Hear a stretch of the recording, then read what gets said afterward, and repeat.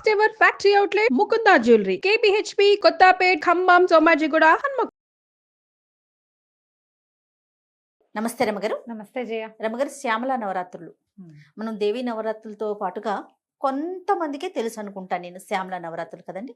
అసలు వీటి విధి విధానాలు ఏంటండి? సాధారణంగా ఇవి చెయ్యం మనం గుప్త నవరాత్రులు అంటారు. మనకి సంవత్సరంలో మనం ప్రముఖంగా చేసుకునేవి ఒకటి వసంత నవరాత్రులు, రెండోది శరన్నవరాత్రులు. ఇవి రెండు ఇంపార్టెంట్. అవును. వసంత నవరాత్రుల్లో మనం దేవి పూజ కంటే ప్రముఖంగా రామ పూజ నిర్వహించుకుంటాం. ఉచిత IVF IUI కన్సల్టేషన్, ఉచిత అల్ట్రాసౌండ్ స్కాన్. 49 అంటే సంతానం, 49 అంటే సంతోషం. చైత్రంలో వస్తుంది. అక్కడి నుంచి మళ్ళీ మనం శరత్కాలంలో వచ్చేటువంటి ఆశ్వేజ నవరాత్రులు, దేవీ నవరాత్రులు 9 రోజులు మనం పూర్తిగా అమ్మవారికి అంకితం చేస్తాం. ఇవి కాకుండా ఇంకొక 2 నవరాత్రులు చేసుకుంటారు. అందులో ఇదొకటి మాఘమాసంలో వచ్చేటువంటి ప్రతిపత్తు పాడ్యమి నుంచి నవమి దాకా శ్యామల నవరాత్రులుగా చేస్తారు. ఆషాఢంలో వారాహి నవరాత్రులు చేస్తారు. అది కూడా మనం చెప్పాం. అవును. అయితే వీటిని గుప్త నవరాత్రులుగా చెప్పబడుతుంది. ఇది అందరూ చేసుకునేది కాదు, అందరూ చెయ్యరు. ఒకవేళ చేసినా మనం అందరం చేసుకునే నవరాత్రుల్లో చేసినట్టుగా అందరినీ పిలిచి ధూమ్ధామ్గా చేసుకునే వ్యవహారాలు కావు ఇవి. అది చెయ్యరు. గుప్త నవరాత్రులే వీటి పేరు. ఇది నార్త్ ఇండియాలో ఎక్కువగా చేయబడతాయి. మనకంటే వాళ్ళు ఎక్కువ చేస్తారు. మన వైపు అంత ప్రముఖంగా కనపడదు. మన దగ్గర ఏంటంటే ఎవరికైనా మంత్రోపదేశం ఉన్నవాళ్ళు, విశేషంగా శ్యామలా మంత్రోపదేశం, మాతంగి ఉపదేశం ఉన్నవాళ్ళు, దశమహావిద్యల్ని కొలిచే అలవాటు పద్ధతి ఇళ్లలో ఉన్నవాళ్ళు చాలా కొద్ది మంది. చెప్పాయి కదా, అందరినీ పిలిచి చేసి తాంబూలాలు, పేరంటాలు హడావిడేం ఉండదు. అమ్మవారిని కొలవటం మాత్రమే. ఈమెకి విశేషమైన కొలువులు చేసుకుంటారు. మంత్ర పునశ్చరణ విపరీతంగా చేస్తారు. అమ్మవారి శ్యామలాదేవిని కొలుస్తారు. ఈ శ్యామల ఎవరు అనేది ఒక ప్రశ్న ఉంటుంది మనకి. మనం కాళిదాసు రచించిన మా శ్యామల దండకం మనందరికీ తెలుసు. సినిమాలో ఉంది కాబట్టి అందుకు ఆ మొదటి ముక్కలు అందరికీ నోటికి కూడా వచ్చింటాయి. మహాకవి కాళిదాసు సినిమాలో ఉన్నది కాబట్టి. అయితే ఈ శ్యామల దండకాన్ని చదువుకోవచ్చు. ఇప్పుడు ఈ అమ్మవారిని మంత్రిని అనే పేరుతోటి చెప్తారు. లలితా సహస్రంలో మంత్రిని నామధేయం కనపడుతుంది. త్రిపుర సుందరి యొక్క మంత్రివర్గంలో అమ్మవారు అన్నమాట. ఈవిడ పరివార శక్తి. ఒరిజినల్గా పరాశక్తే శ్యామల అంటం కాకుండా పరాశక్తి తాలూకు అంశాలలో దశమహావిద్యలుగా చెప్పబడే అంశాల్లో మాతంగి అనే విద్య ఈమె అని చెప్తారు. ఆమె తన సైన్యాధిపతుల్ని, మంత్రుల్ని అట్లా సృజించింది. ఆ మంత్రులలో ఈమె ప్రధానమంత్రి శ్యామలాదేవి. పరాశక్తి యొక్క మంత్రిని. ఈవిడ మతంగ మహామునికి కుమార్తెగా జన్మించిందట. అంచేత ఈమెని మాతంగి అంటారు. మాతంగి మధుచాలిని వాక్యాలు తెలుసు.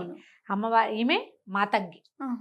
ఎట్లా ఉంటుందంటే చక్కగా ఆకుపచ్చని అంటే ఎలా ముదురాకు పచ్చ రంగు వర్ణంతో కనపడుతుంది మనకి.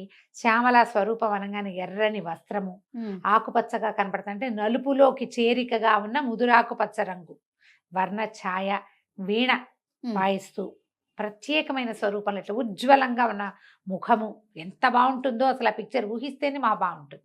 అది కూడా ఈ మాణిక్య వీణాముపలాలయంతి శ్లోకం వల్లే దీన్ని సృజించారనమాట. ఈ స్వరూపాన్ని ప్రత్యేకమైన స్వరూపంలో ఉంటుంది. ఈమె జ్ఞానప్రదాత, విద్యాప్రదాత. కాళిదాస మహాకవికి అక్షర జ్ఞానం లేని వాడికి కావ్యాలు రాయగలిగే ప్రజ్ఞనిచ్చింది ఈ తల్లి. ఈమెని ప్రసన్నం చేసుకుంటే మనకి ఎలాంటి సమస్యలు ఉన్నవాళ్ళు ఈ నవరాత్రులు చేసుకోవచ్చు. నవరాత్రులు 9 రోజులు 9 రకాల రూపాలతోటి అర్చింపబడుతుందట అమ్మ. ఎవరికైతే ఆ మంత్రం ఉందో, ఈ విధానం అలవాటు ఉందో వాళ్ళు చేసుకుంటారు. మనలాంటి సామాన్యులకి అంత వ్యవహారం అక్కర్లేదు. పిల్లలకి చదువులు రాకపోయినా, చదువుల్లో సగమయ్యి మిగిలిన సగము ఎప్పటికీ కాకపోయినా, ఏ సమస్య వల్ల ఆగిపోతే, ఏ సమస్య వల్ల ఇది ఆగిందో తెలియని వ్యాపార సమస్యలు, ఇలాంటివే ఏ రకంగానూ జ్ఞానం సంపాదించుకోలేని సమస్యలు, ఎలా సాల్వ్ అవుతుందో అర్థం కాని ప్రాబ్లమ్స్, ఏదైనా అద్భుతమైన సలహా కావాలి, అది మనకి ఎక్కడి నుంచి రాదు. అలాంటప్పుడు ఈ శ్యామల నవరాత్రుల్లో అమ్మవారిని అర్చిస్తే విశేషమైన ఫలితం లభిస్తుంది. దీనికి ఏం చేయాలి? అర్చనకి మనం మన ఇంట్లో ఉన్న ప్రతిమా విశేషమే అమ్మవారిది ఏ స్వరూపం ఉన్నా పెట్టుకోవచ్చు. శ్యామలాదేవిది చిన్న ఫోటో ఏదైనా తెచ్చి పెట్టుకోవచ్చు. శ్యామల అంటే మనకు క్లియర్గా కనపడుతుంది. ఉజ్వలమైన ముఖకాంతితోటి వీణతోటి ఉండేటువంటి స్వరూపం.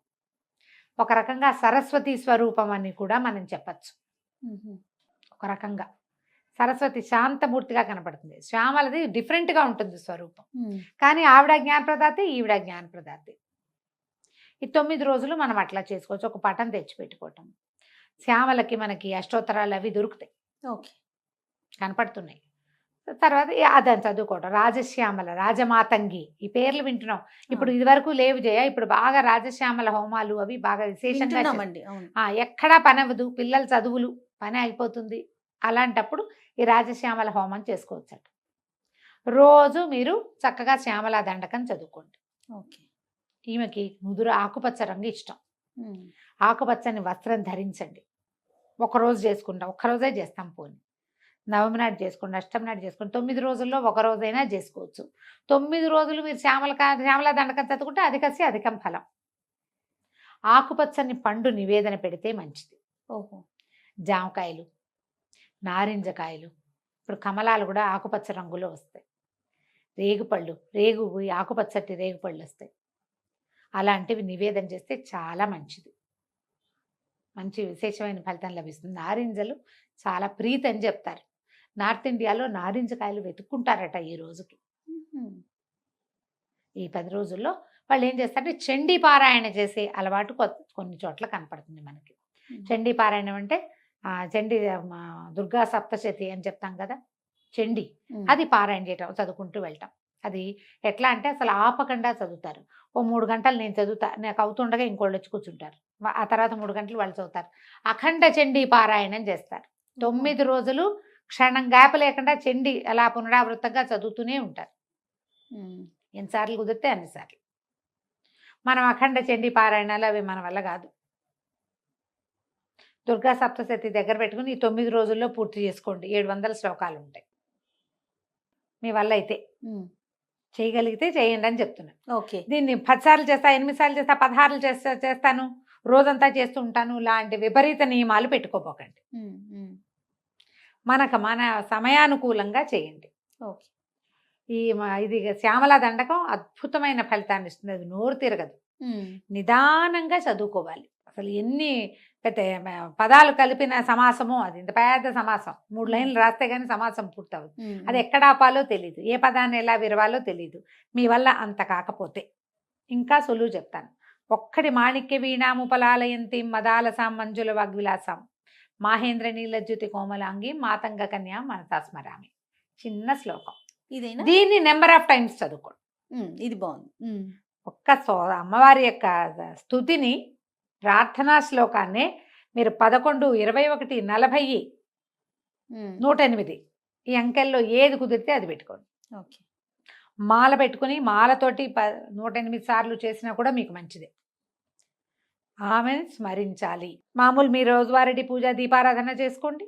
ఈ 9 రోజులు శ్యామలని తలుచుకుని శ్యామలాదేవిని ప్రార్థించి ఒక ఆకుపచ్చటి పండు, జామ పండు నివేదన పెట్టండి. పసుపుగా ఉండేది కాకుండా గ్రీన్, కొంచెం ముదురుగా పచ్చగా ఉన్నది. అంటే ఎట్లా అంటే దూరగా ఉన్న కాయని నివేదన పెట్టండి.